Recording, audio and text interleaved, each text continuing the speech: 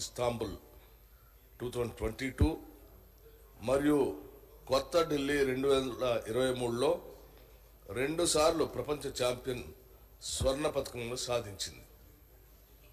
ఇది కాక ఆమె 11 అంతర్జాతీయ 7 జాతీయ పతకములను మరియు 3 పర్యాయంలో ఉత్తమ బాక్సర్ అవార్డును సాధించింది. అంతేకాకుండా 2019 సీజన్ మరియు 2022 సీజన్లో సోఫియా బల్గేరియాలో 70 మరియు 73 స్ట్రాంజా అంతర్జాతీయ ప్రతిష్టాత్మక బాక్సింగ్ క్రీడా ప్రదర్శనలో భారత్కు 2 స్వర్ణ పతకములను సాధించి పెట్టింది.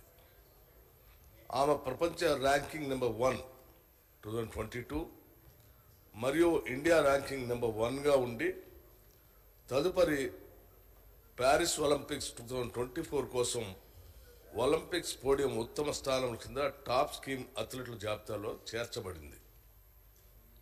ఆమె తెలంగాణ నుండి ప్రథమ మహిళా బాక్సర్ కూడా.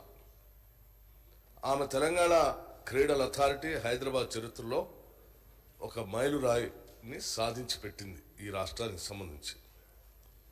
అలాగే శ్రీ మహమ్మద్ సిరాజ్ క్రికెట్ ఆటగాడు ప్రపంచవ్యాప్తంగా అనేక ప్రతిష్టాత్మక మ్యాచ్ల్లో భారత్కు ప్రాతినిధ్యం వహిస్తూ ఉన్నారు. వీటిలో ప్రపంచ టెస్ట్ ఛాంపియన్షిప్ ఫైనల్స్ 2021 మరియు 2023, వన్డే ఇంటర్నేషనల్ ప్రపంచ కప్ ఫైనల్స్ 2023 చేరి ఉన్నాయి. ఇటీవల అమెరికా మరియు వెస్టిండీస్లో జరిగిన T20 ప్రపంచ కప్ 2024లో 13 సంవత్సరాల తర్వాత భారత్ ప్రపంచ కప్ సాధించింది. అతడు T20 ప్రపంచ కప్ స్క్వాడ్ సాధించట్లో తెలంగాణ నుండి పాల్గొన్న ఏకైక క్రికెట్ ఆటగాడు. అతను క్రీడల్లో మేటి ఆటగాడు.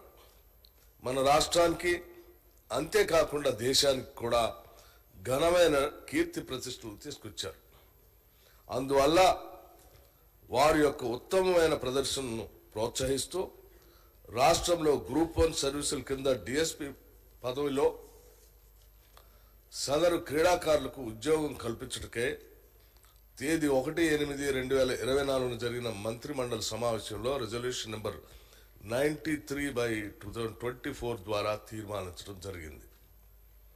అయితే వీరిని స్పోర్ట్స్ కోటాలో నేరుగా నియమించడానికి ప్రస్తుత చట్టంలో నిబంధనలు లేనందువల్ల వారి నియామకానికి వీలు కల్పించే విధంగా 1994లోని 2వ చట్టంలో 4వ విభాగానికి సవరణ కోసం ముసాయిదా బిల్లును రూపొందించి శాసనంగా చేయాలని దీన్ని ప్రవేశపెడుతున్నాం. కావున సభ్యులందరినీ బిల్లుని ఆమోదించవలసిందిగా మీ అందరినీ కోరుతా ఉన్నాను. ఎందుకంటే వీరిద్దరు కూడా గొప్పగా తెలంగాణ రాష్ట్రానికి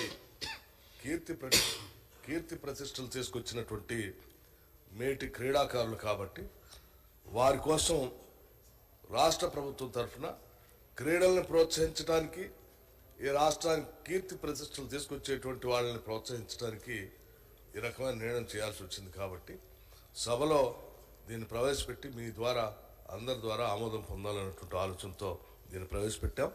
సభ్యులు కూడా అందరూ